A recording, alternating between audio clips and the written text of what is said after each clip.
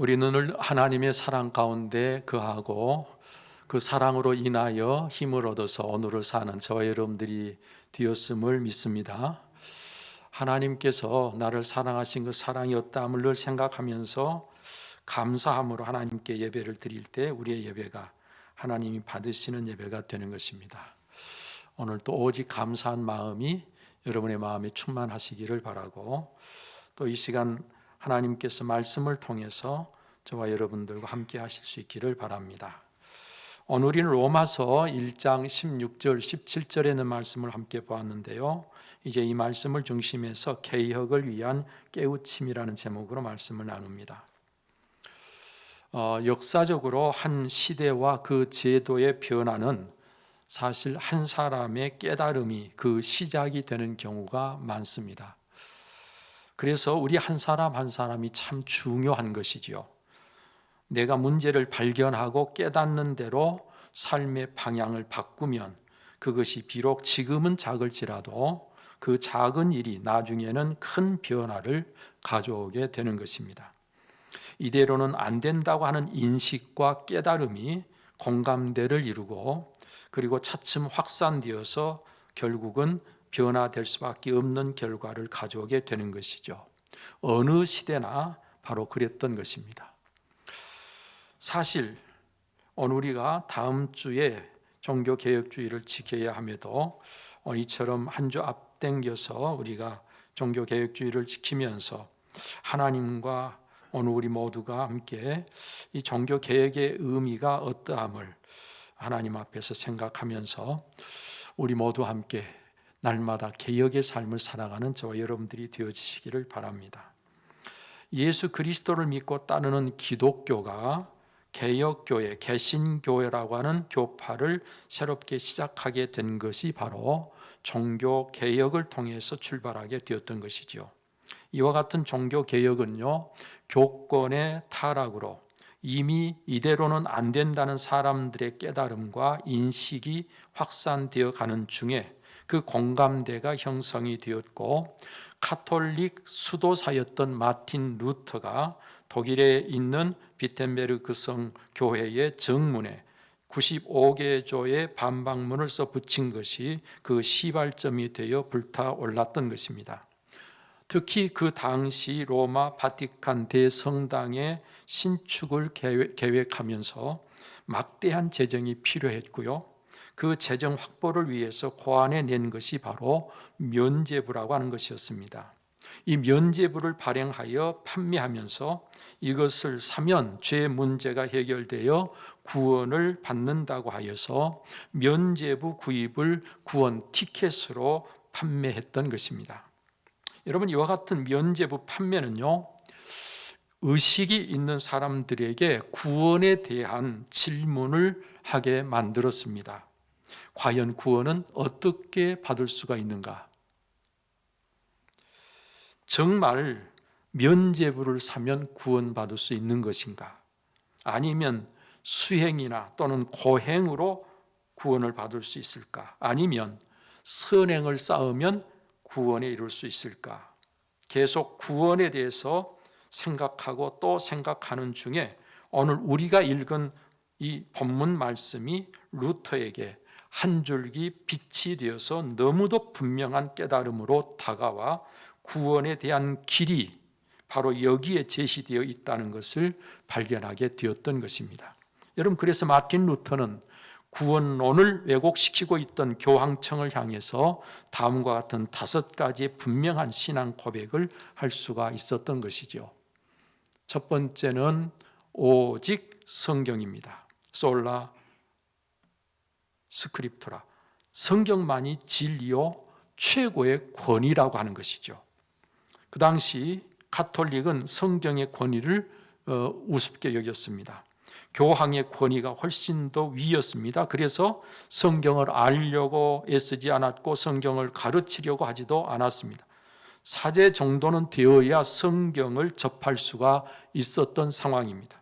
그러니까 그때 당시에 신앙생활 하는 사람들은 사제가 무엇이라고 말을 하든지 성경에 있는지 없는지도 모르고 들어야 됐던 것입니다. 여러분, 우리는요, 누구나 성경을 가지고 싶으면 쉽게 손에 넣을 수 있고 언제든지 읽을 수 있고 언제든지 배울 수 있고, 여러분, 하나님의 말씀, 이 성경을 우리가 언제든지 가까이 할 수 있다고 하는 것은 엄청난 축복이 아닐 수가 없습니다. 우리가 굉장히 놀라운 축복의 시대를 살고 있다는 것을 잊지 마시기를 바랍니다. 여러분, 진리는 성경입니다. 그리고 이 성경만이 최고의 권위를 가지고 있어서 우리는 이 성경 앞에 굴복하고 성경 말씀에 우리가 순종해서 오늘을 살아야 되는 것입니다.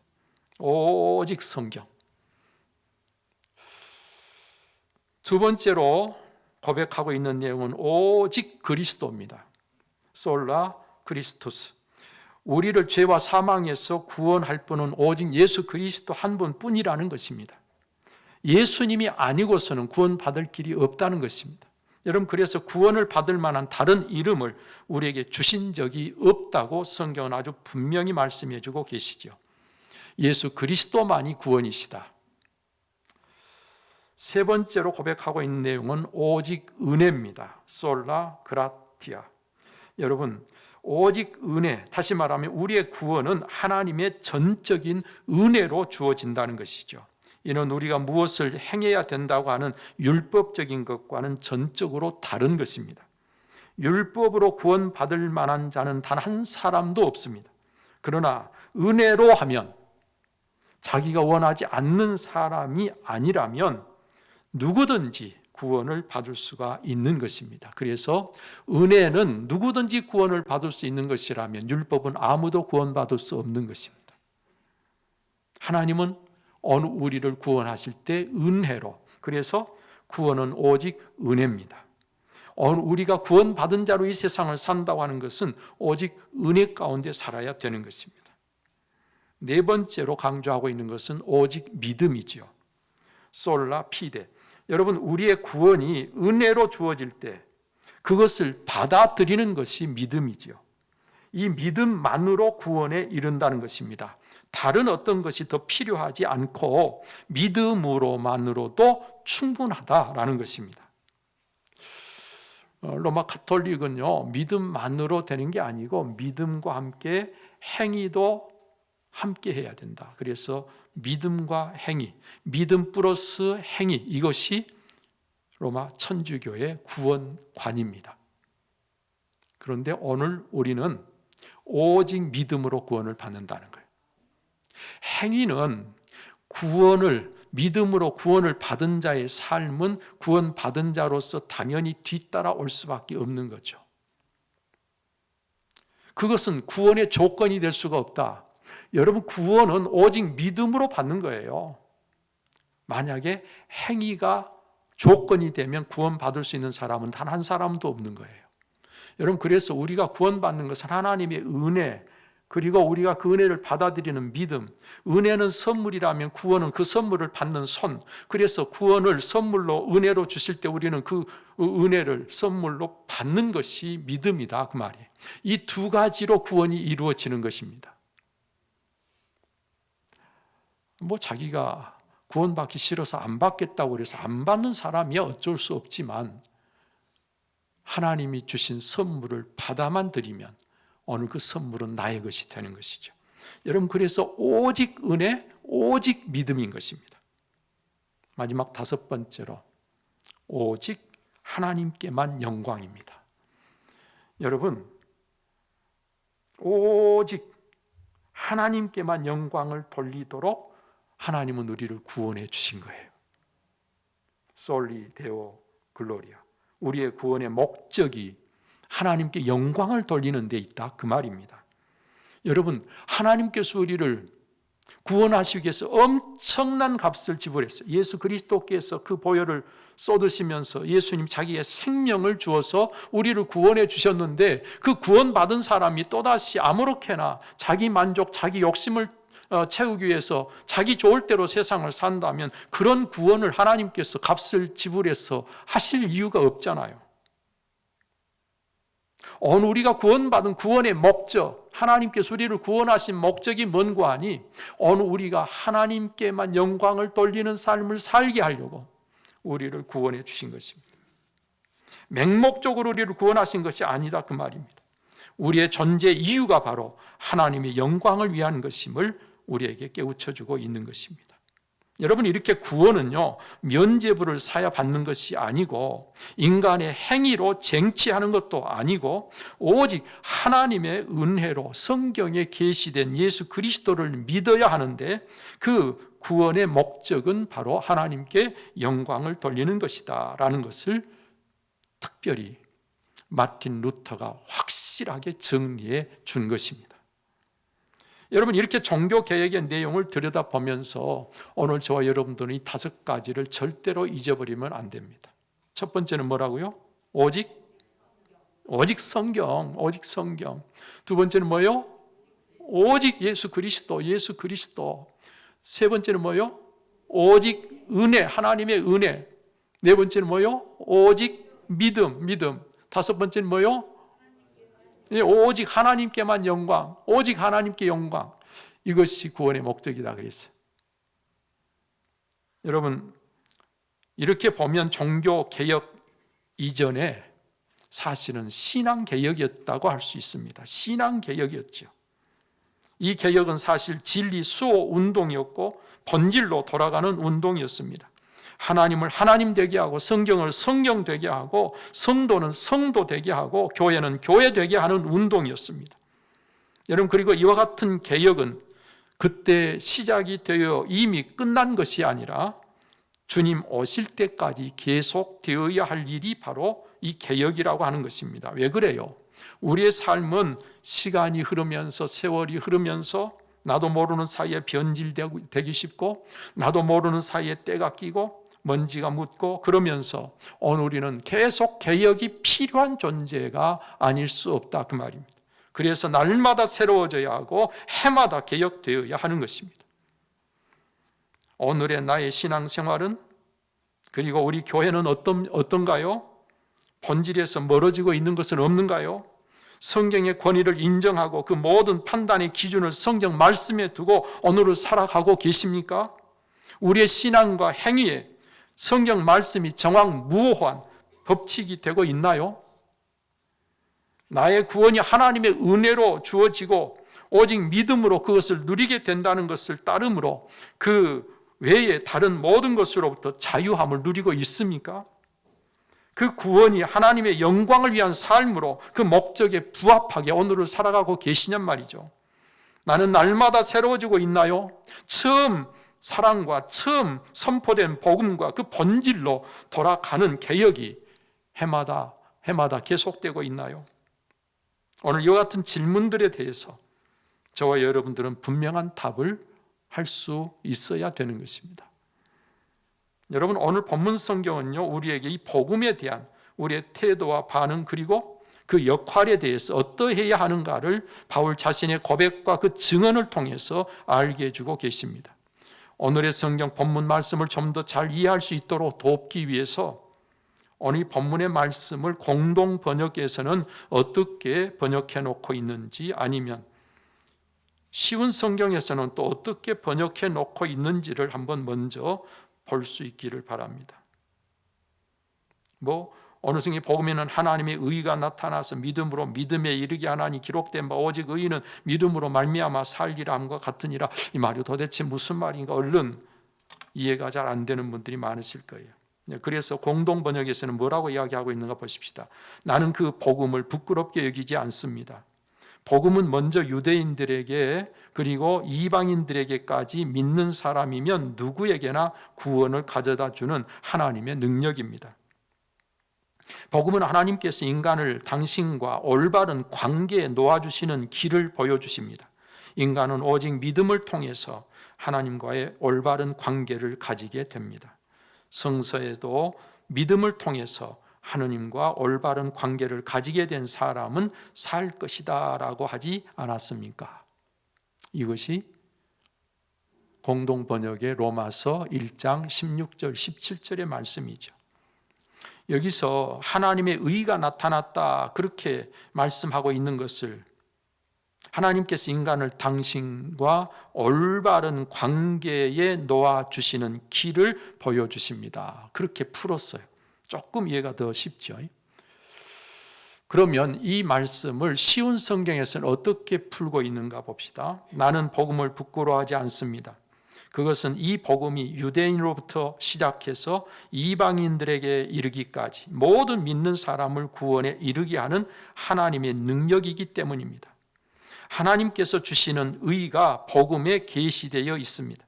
성경에 의인은 믿음으로 인하여 살 것이다 라고 기록되어 있듯이 하나님께로부터 오는 의인은 처음부터 끝까지 믿음으로 얻을 수 있는 것입니다.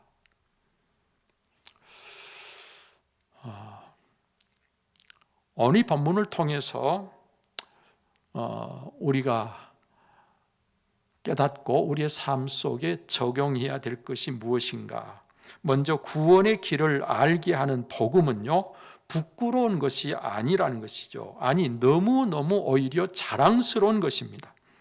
따라서 얼마든지 어느 때나 어느 누구에게나 자랑하고 나타내야 하는 것이다. 여러분, 구원을 주시는 능력이기 때문이에요. 하나님의 능력이 거기에 있기 때문이에요. 자, 오늘 우리는 구원의 길을 알게 하는 이 복음을 어떤 상황 속에서든지 자랑하고 드러내며 살아가는 저와 여러분들이 꼭 될 수 있기를 바랍니다. 그래야 할 이유가 뭐라고요? 복음에는 모든 믿는 자에게 구원을 주시는 하나님의 능력이 거기 있기 때문이다 그랬습니다. 이는 내 능력, 내 노력이 아니라 하나님이 친히 그 능력으로 구원을 이루셔서 오늘이 그것을 선물로 주시는 것이다 그 말이죠.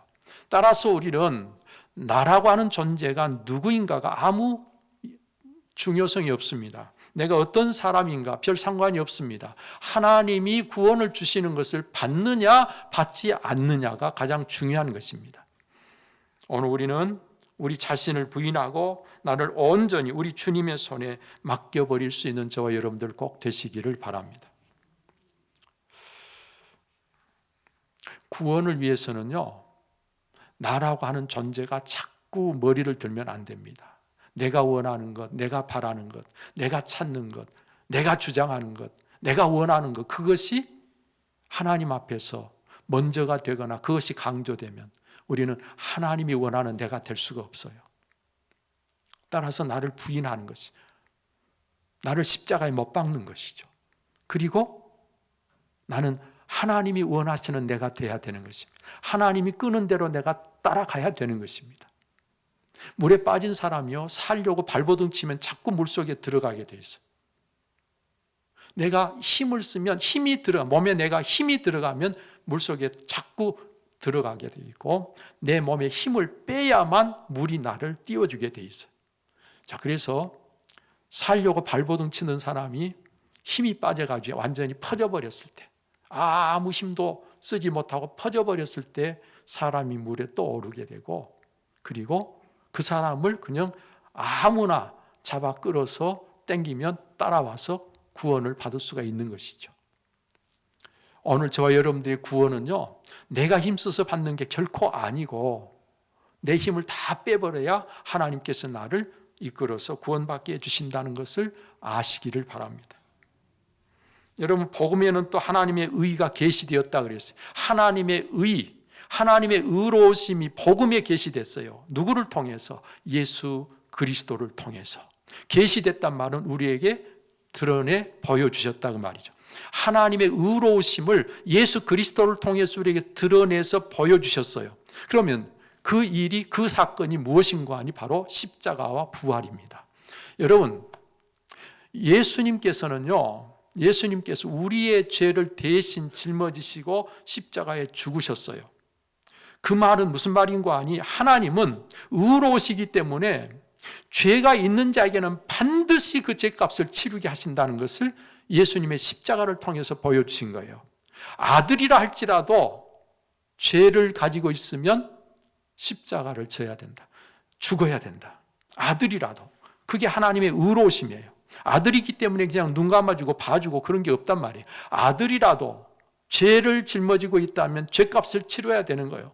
예수님은 스스로는 죄가 없으시지만 오늘 우리의 죄를 다 대신해서 짊어지셨기 때문에 어느 우리가 죽어야 될 자리에 예수님이 대신 죽어야 되는 거예요. 살려줄 수가 없어요. 이건 값을 치러야 되는 거예요. 그래서 예수님은 십자가에 달려 죽으신 것이죠. 이것은 하나님께서는 아들이라도 죄가 있으면 어쩔 수 없다, 그 하나님의 의로우심이죠. 여러분, 그런데 그 예수님은 죄가 없으신데 우리의 죄를 대신해서 죽으셨으니까 또 한편으로는 얼마나 선하고 얼마나 아름다운 일을 하셨냔 말이에요. 그래서 하나님께서 예수 그리스도를 보실 때는 너무 선하고 귀하고 너무 아름다운 일을 했기 때문에 상을 주셔야 되는 거예요. 그 상을 받으신 게 바로 부활이고 영원한 생명, 영생이고, 그래서 예수님은 죽음을 이기고 부활하시게 된 거예요.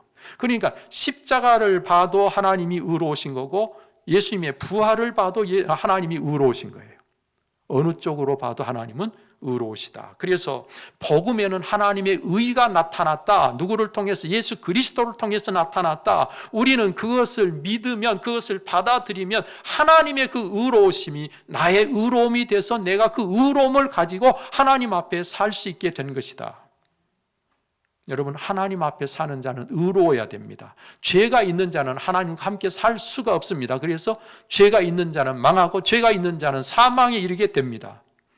오늘 우리가 믿음으로 하나님의 의로우심이 나의 의가 되어서 내가 의롭기 때문에 하나님과 함께 영원히 살 수 있게 된 것이 구원이지요.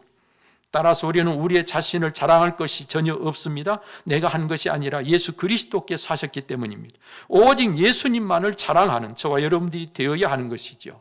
그래서 사도 바울은 뭐라고 이야기했습니까? 부득불 자랑해야 된다면 나는 나의 약함을 자랑하리라 그랬어요. 예수 그리스도를 자랑하고 십자가를 자랑하다가 사람들 하도 자랑하니까 부득불 자랑을 꼭 해야 된다고 한다면 나는 나를 자랑하는 게 아니라 나의 약함을 자랑하겠다. 여러분들도 예수 그리스도만을 자랑하는 분들이 꼭 되시기를 바랍니다. 그리고 우리는요, 무엇을 하든지 믿음으로 해야 됩니다. 저는 믿음의 주가 되신 예수님의 뜻을 따라 그 말씀에 순종하며 살아야 참으로 사는 것이라는 것을 여러분들이 잊지 마시기를 바랍니다.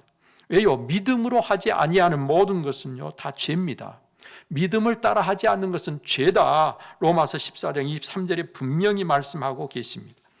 오늘 저와 여러분들이 사는 길은요, 믿음으로 사는 것이 사는 거예요. 그래서 믿음으로 산다는 것은 우리가 무엇을 하든지 내 지혜나 내 능력이나 내 자신의 어떤 욕심이나 내 자존심을 위해서 무엇을 하는 게 아니고 우리는 예수 그리스도가 내 안에 사심으로 오직 그분을 위해서, 또 그분이 나를 통해서 일하시도록, 그래서 그분을 통해서 역사하시는 하나님이 영광을 받으시도록 그렇게 살아가야 된다. 그것이 바로 믿음으로 사는 것이다, 그 말입니다.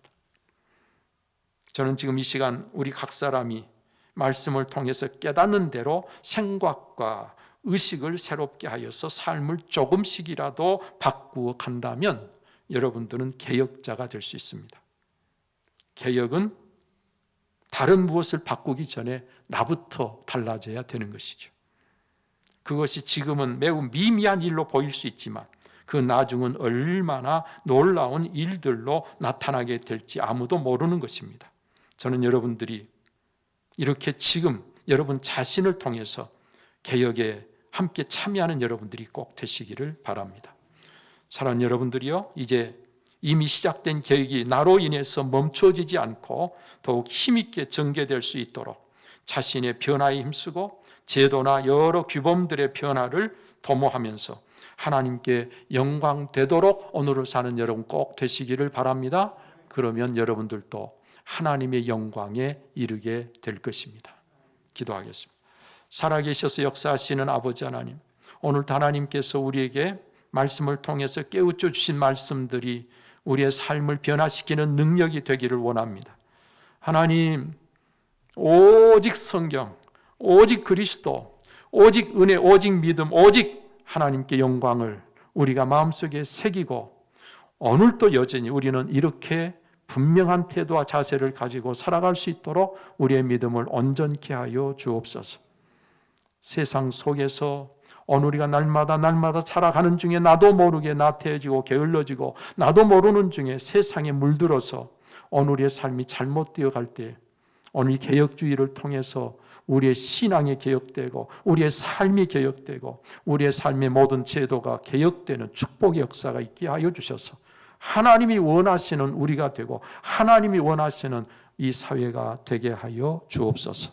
이 모든 것이 주 예수 그리스도로 기도하옵나이다. 아멘. 이제는 우리의 구원이시며 참 생명 되신 주 예수 그리스도의 은혜와 독생자라도 아낌없이 내어주신 하나님의 그 특별하신 사랑과 성령의 감동, 감화, 교통, 그 충만하심이 오늘도 하나님 앞에 예배하며 주신 말씀을 인하여 다시 한번 우리 자신을 새롭게 하고 우리의 삶을 하나님이 원하시는 대로 개혁하기를 원하는 우리 온 성도님들 심령 위에와 저들의 가정과 그 생업 위에 이제로부터 영원토록 함께 하시기를 간절히 축원하옵나이다. 아멘.